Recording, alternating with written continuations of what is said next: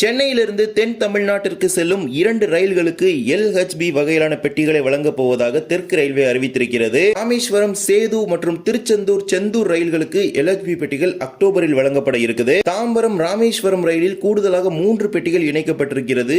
எர்ணாகுளம், பெங்களூர் வந்தே பாரத் ரயிலில் 8 பெட்டிகள் கூடுதலாக இணைக்கப்பட்டிருக்குது. மேலும் பெண்ணாடத்தில் அனந்தபுரி ரயிலுக்கு புதிய நிறுத்தம் அறிவிக்கப்பட்டிருக்குது. இன்றைய தினம் இவை அனைத்து பற்றி தான் விரிவாக இந்த வீடியோல பார்க்க போறோம். சேனலுக்கு புதுசாக வந்தீங்கன்னா மறக்காம சப்ஸ்கிரைப் பக்கத்துல பெல் ஐகான் போட்டுருங்க. அப்பதான் நம்ம போற ஒவ்வொரு வீடியோட நோட்டிபிகேஷன் உடனுக்குடன் வரும். வாங்க வீடியோக்குள்ள போகலாம். நீண்ட நாட்களாக எதிர்பார்த்து காத்திருந்த 2 அதிவிரைவு ரயில்களுக்கு தற்போது LHB வகையிலான பெட்டிகள் வழங்க போவதாக தெற்கு ரயில்வே அறிவித்திருக்கிறது. அதுதான் சென்னையிலிருந்து தென் தமிழகத்திற்கு செல்லக்கூடிய 2 முக்கிய ரயில்கள். சென்னை எழும்பூரிலிருந்து ராமேஸ்வரம் செல்லக்கூடிய சேது எக்ஸ்பிரஸ் மற்றும் சென்னை எழும்பூரிலிருந்து திருச்செந்தூர் செல்லக்கூடிய செந்தூர் எக்ஸ்பிரஸ். 2 வண்டிகளுமே முக்கியமான ஒரு ரயில்களாக அந்தந்த முக்கிய ஆன்மீக தலங்களுக்கு செல்லக்கூடிய ஒரு வண்டிகளாக இருக்குது. ஆனால் மிகவும் பழைய பெட்டிகளை கொண்டு இயக்கப்பட்டு வந்த இந்த ரயிலுக்கு தற்போது புதிய பெட்டிகள் வழங்கப்பட இருப்பதால் பக்தர்களுக்கு ஒரு மகிழ்ச்சியான செய்தி அப்படின்னு சொல்ல முடியும். 22661 22662 Chennai Egmore Rameswaram Sethu super fast express ரயிலுக்கு வருகின்ற அக்டோபர் 16ஆம் தேதியிலிருந்து ராமேஸ்வரத்திலிருந்தும் அக்டோபர் 19ஆம் தேதியிலிருந்து சென்னை எழும்பூரிலிருந்தும் இந்த LHB பெட்டிகள் மாற்றம் நடைமுறைக்கு வரப்போகுது. அதேபோல் 20605 20606 சென்னை எழும்பூர் திருச்செந்தூர் சூப்பர் ஃபாஸ்ட் ரயிலுக்கு சென்னை எழும்பூரிலிருந்து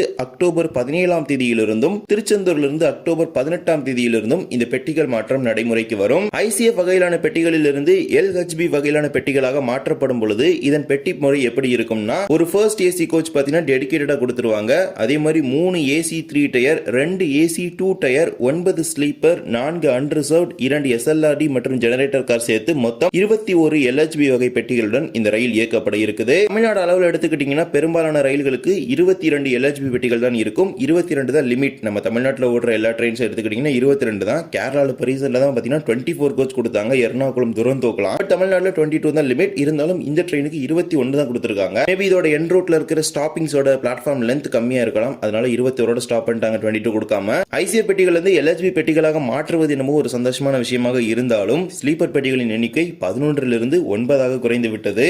ஏற்கனவே சேதுக்கு செந்தூர் கடையில ரேக் ஷேரிங் போடும்போது பாத்தீங்கன்னா 12 ஸ்லீப்பர்ங்கிறது 11 ஸ்லீப்பரா மாறிச்சு. இப்ப ICF இருந்து LHB மாறும் பொழுது மொத்தம் 2 ஸ்லீப்பர் கம்மியாகி போச்சு. மொத்தம் இப்போ 9 ஸ்லீப்பர் தான் இந்த ட்ரெயின்ல இருக்குது. மற்ற கோச்சஸ்ல எந்த ஒரு சேஞ்சுமே கிடையாது. ஸ்லீப்பர் மட்டும் தான் ரெடியூஸ் பண்ணிருக்காங்க.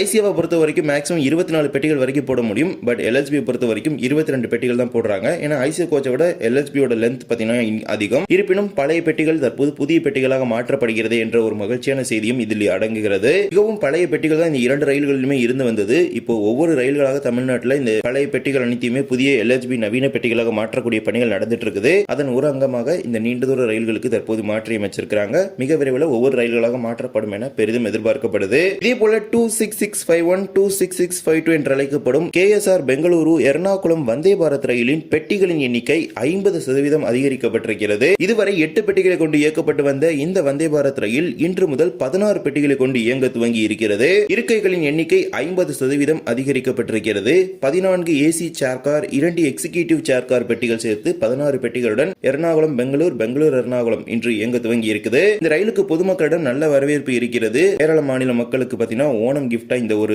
ட்ரெயின் சர்வீஸ் தற்போது சவுத் வெஸ்டர்ன் ரயில்வே கொடுத்திருக்காங்க. KSR பெங்களூர்ல இருந்து கிளம்புற இந்த வந்தே பாரத் கிருஷ்ணராஜபுரம், சேலம், ஈரோடு, திருப்பூர், கோயம்புத்தூர், பாலக்காடு, திருச்சூர் ஸ்டாப்பிங்லாம் நின்று எர்ணாகுளம் ஜங்ஷன் வரைக்கும் போகுது. ஏற்கனவே நம்ம கோயம்புத்தூர்ல இருந்து பெங்களூர் போற வந்தே பாரத்துக்கு ஒரு ஆப்போசிட் ட்ரெயின் மாதிரி தான் இந்த ட்ரெயின் ரன் ஆயிட்டு இருக்குது.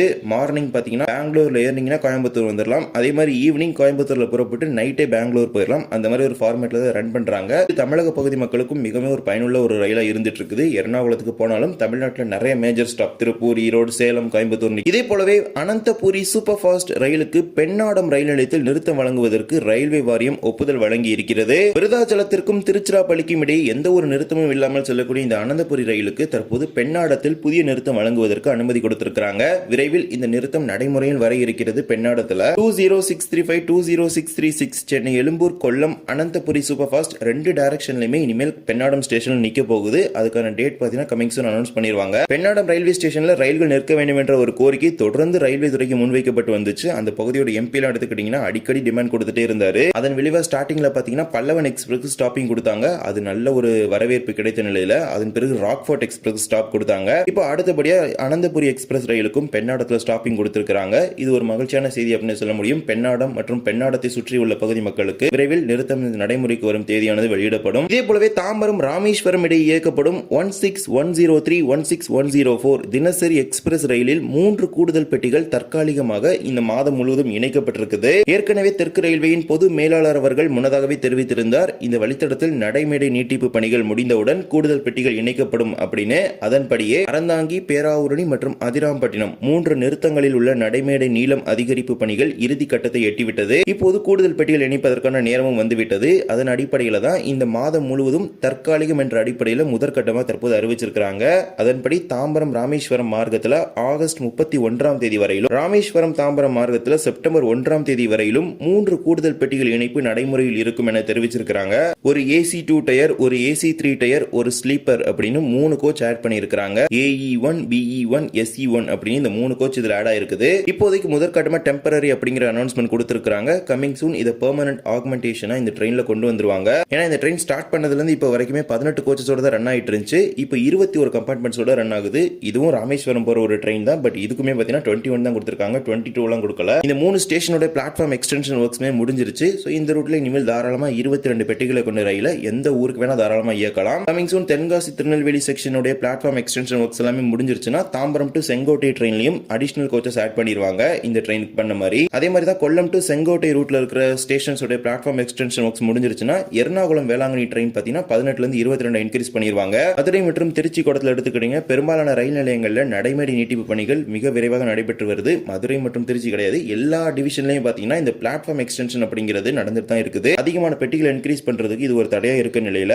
அந்த ரயில்கள் நிற்கக்கூடிய நிலையங்களுடைய நீளம், நடைமேடை நீள அதிகரிப்பு பணிகள் மிக விரைவாக நடந்துட்டு இருக்குது. அதன் அடிப்படையில் தாம்பரம் ராமேஸ்வரம் எக்ஸ்பிரஸ் ரயில்ல இந்த கூடுதல் பெட்டிகள் நடைமுறை என்பது இந்த மாதம் முழுவதுமே இருக்க போகுது. இந்த ஒரு வீடியோவில் தான் வீடியோ பிடிச்சிருந்தா மறக்காம like and share and subscribe பக்கத்தில் இருக்க பெல் ஐகானை போட்டுருங்க. அப்பதான் நம்ம போடுற ஒரு வீடியோட நோட்டிபிகேஷன் உடனுக்குடன் வரும். இன்னொரு வீடியோவில் சந்திக்கலாம். தேங்க்ஸ் ஃபார் வாட்சிங்.